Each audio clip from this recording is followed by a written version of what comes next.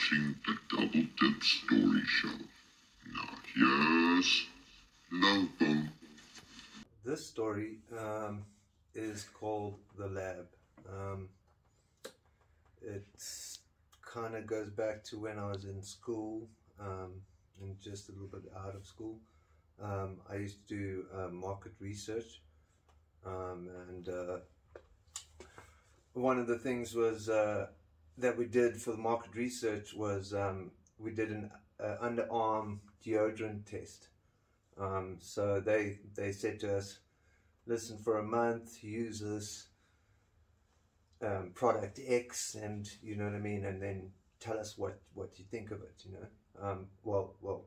So use it for a month, you know. So we used it for a month, and then the whole idea was that you had to use it for a month, and then at the end of the month we would go for a test, and you know, and say what we thought of it and whatever.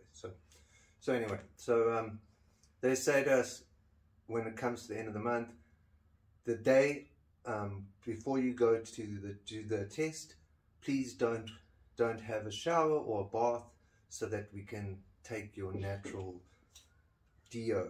So anyway, that weekend when I had to do my test, the whole weekend I went out at raves and tripping and whatever the whole weekend, and so I didn't really sleep the whole weekend. And then so it came to Monday morning, and now I hadn't slept the whole weekend. Obviously I was reeking of acid sweat. I felt like I had the acid wetsuit on, and so anyway, so they said no, you can't wash. So I was like, okay, cool, I'm gonna do what they say. I'm not gonna wash, you know what I mean. So my friend he was also doing the exact same market research thing. So he also went out and had the exact same crazy weekend we did, but he was working on the Monday. So he had to, he decided, there's no way I can go to work smelling like this. I'm going to have to just have a shower. So he had a shower.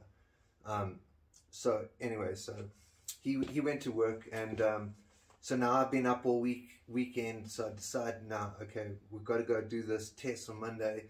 So I go meet my friend at the mall, because he's working at the mall. He worked at a meat place, and so I as I get there, I see he tells me like, oh no, he had a shower. So I'm like, oh fuck, you know, and I'm really worried because I'm like stinking, you know what I mean. But like, I'm like, okay, no worries, you know.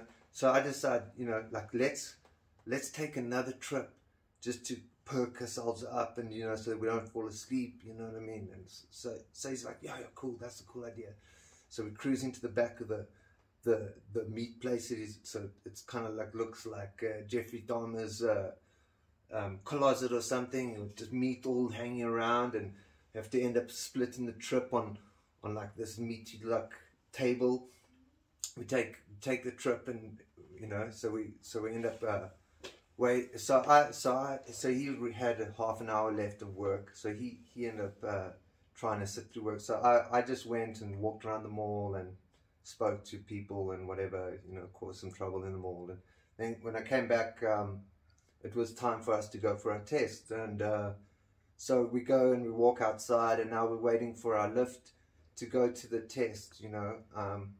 And the old lady that took charge of the market research was named Phyllis. She's a really old lady. She's probably like, I don't know, really old. But so she pulls up in a car, and now she has to take us to the test, you know. So we don't know where the test is or what's going on or whatever. But the trip is like probably like a half an hour to 45 minutes drive, you know. But Phyllis is, she drives so slow, you know. So it's like an old lady, you know. So we sat there in the car. We had to drive in the car and tripping so hard, and Phyllis's face is changing, and obviously we can't like laugh or act like we're tripping.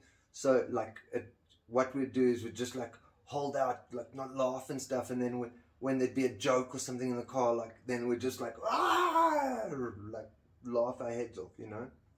But anyway, the trip took super long to get there. So we're like, damn, you know what I mean? Finally get to this place, which happens to be Wits, which I know, which is like the university, you know. So we're like, oh, okay, cool. Pull up into the university, and next thing we like walk, and Phyllis is like sits us down, and she's like, okay, cool, like, yeah, just fill in this piece of paper. So I'm like busy filling in the piece of paper, and as I'm filling in the piece of paper, I like start looking around at where I am, you know, and I start like noticing guys with the lab coats walking past, and you know what I mean, and so I like realize like we're in a lab, you know, and these are doctors walking around, you know what I mean? So I've got a needle phobia and a phobia about doctors in general. So I start freaking hard. I'm just like, oh my God, these guys are gonna take my blood, and I'm tripping, I'm freaking, this is not gonna be cool. So like I'm freaking out, I'm panicking.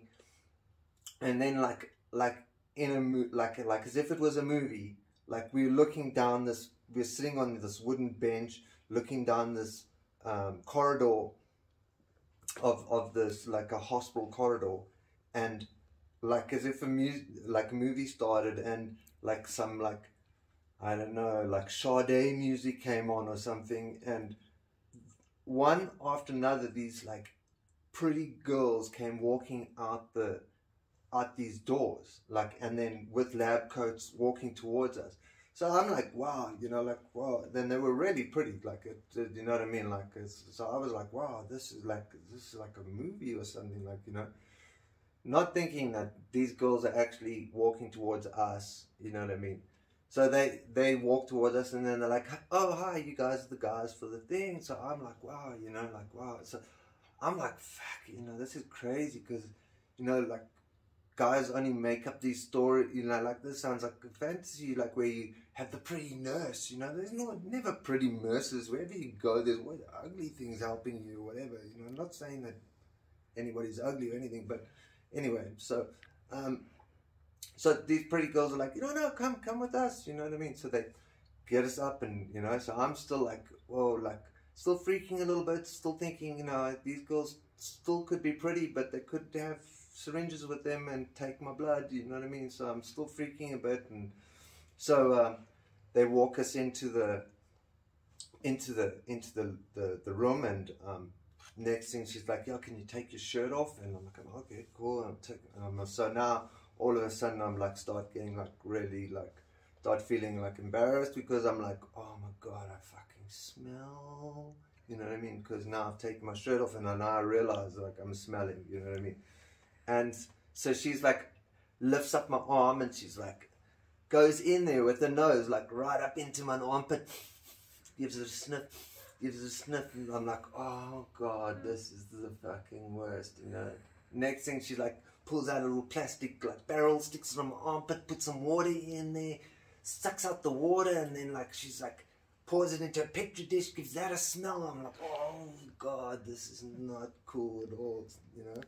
But anyway, so she's like, yeah, cool, you know, do your stuff, and then next thing we're like, oh God, like come out, and there's my friend just looking at me.